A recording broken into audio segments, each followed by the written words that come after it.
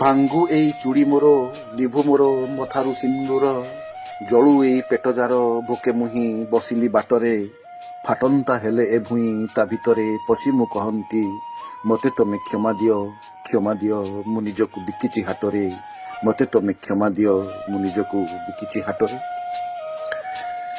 କବି ରମାକାନ୍ତ ରଥ ତାଙ୍କର କବିତା ପୁସ୍ତକ ଶ୍ରୀ ପଳାତକର ପୃଷ୍ଠବନ୍ଧରେ ଗୋଟେ ଚମତ୍କାର କଥା ଉଲ୍ଲେଖ କରିଛନ୍ତି।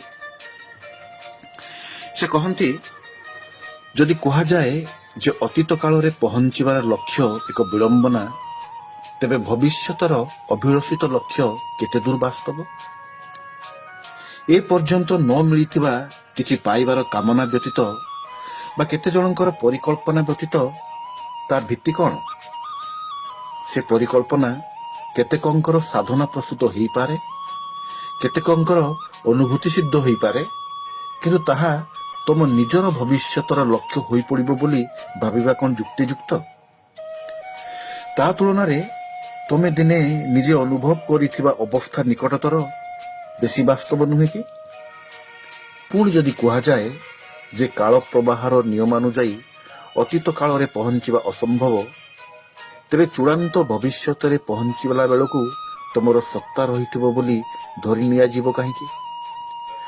ଯଦି ତମର ପ୍ରକୃତରେ କେଉଁଠି ପହଞ୍ଚିବାର ନାହିଁ ଏବଂ ଯଦି ତା ସତ୍ତ୍ୱେ ତମେ ଲକ୍ଷ୍ୟଟିଏ ପୋଷଣ କରିବାରୁ ନିବୃତ୍ତ ହୋଇପାରୁନାହଁ, ଅତୀତରେ ଅନୁଭୂତ ଏକ ସନ୍ତୋଷଜନକ ଏବଂ ଉଣା ଅଧିକେ ବୁଝି ହେଉଥିବା ସମ୍ଭାବନାରେ ଭରପୁର ଅବସ୍ଥାକୁ ସତୃଷ୍ଣ ଭାବେ ଚାହିଁ ରହିବାରେ କ'ଣ ବେଶୀ ବିଡ଼ମ୍ବନା ରହିଲା?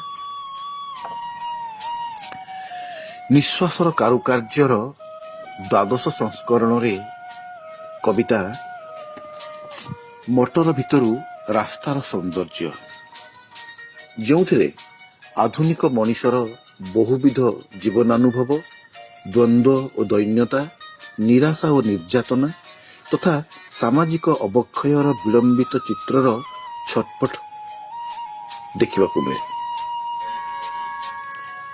ତ ଶୁଣିବା ମଟର ଭିତରୁ ରାସ୍ତାର ସୌନ୍ଦର୍ଯ୍ୟ। ଆମର ମଟର ଚାଲେ ଘଣ୍ଟାକରେ 50 ମାଇଲ, ରାସ୍ତାରେ ଆଲୁଅ ବୋଳି ରୁଟି ଦେହେ ଲହୁଣୀ ଯେମିତି, ପ୍ରତ୍ୟେକ ସେକେଣ୍ଡ ପରେ ରାସ୍ତା ଫିଙ୍ଗେ ଭୂତପୂର୍ବ ଦୀପ୍ତି, ଶିକାର ଉତ୍ତାରୁ ଚିତା ଛାଡ଼େ ନିଜ ଚମଡ଼ା ଯେମିତି।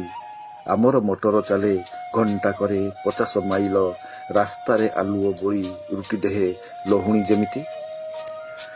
ମହାଶୂନ୍ୟ ଜନପଥେ ଘଣ୍ଟାକରେ 50 ମାଇଲ କାହାକୁ ଭେଟିବା ପାଇଁ? ଆତ୍ମାଶୂନ୍ୟ ଭୂତଙ୍କ ଗହଳି ଭିତରେ ଆତ୍ମାର ସାଙ୍ଗେ ଲୁଚୁକାଳି ଖେଳିବା ବ୍ୟତୀତ ସକଳ ଉଦ୍ଦେଶ୍ୟ ନେଇ ମୁଁ ନିର୍ଦ୍ଦୋଷ।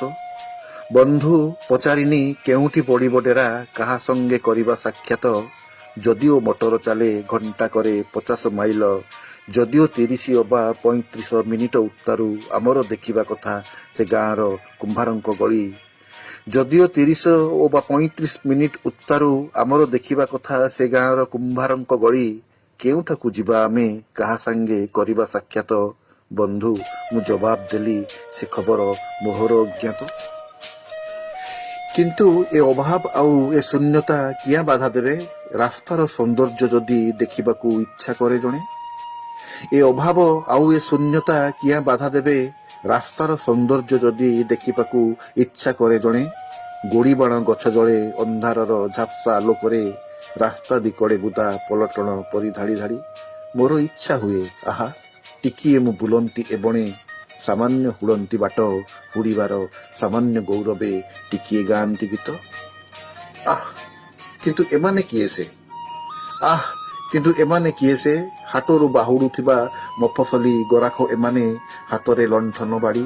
ଯଦିଓ ମୁଁ ଛାଇ ଖାଲି ଦେଖେ, କେଡ଼େ ନିଦା ଛାଇ ସବୁ ଯଦି ମୁଁ ଛାଇ ଖାଲି ଦେଖେ। ମୋ ହାତ ହୁଗୁଳା ହୁଏ, ମଟରର ଗତି କମି ଆସେ, କାହିଁକି କେଜାଣି ମୋର ଇଚ୍ଛା ହୁଏ ଏଠାରେ ରହନ୍ତି। ମୋ ହାତ ହୁଗୁଳା ହୁଏ, ମଟରର ଗତି କମି ଆସେ, କାହିଁକି କେଜାଣି ମୋର ଇଚ୍ଛା ହୁଏ ଏଠାରେ ରହନ୍ତି ଗୋଟିଏ ମିନିଟ ମାତ୍ର। ଯାହାପରେ ଘଣ୍ଟାରେ 50, ଆମର ମଟର ଚାଲେ ଘଣ୍ଟାକରେ 50 ମାଇଲ, ରାସ୍ତାରେ ଆଲୁଅ ବୋଳି ରୁଟି ଦେହେ ଲହୁଣୀ ଯେମିତି। ପ୍ରତ୍ୟେକ ସେକେଣ୍ଡ ପରେ ରାସ୍ତା ପିଙ୍ଗେ ଭୂତପୂର୍ବ ଦୀପ୍ତି, ଶିକାର ଉତ୍ତାରୁ ଚିତା ଛାଡ଼ି ନିଜ ଚମଡ଼ା ଯେମିତି। ଶିକାର ଉତ୍ତାରୁ ଚିତା ଛାଡି ନିଜ ଚମଡ଼ା ଯେମିତି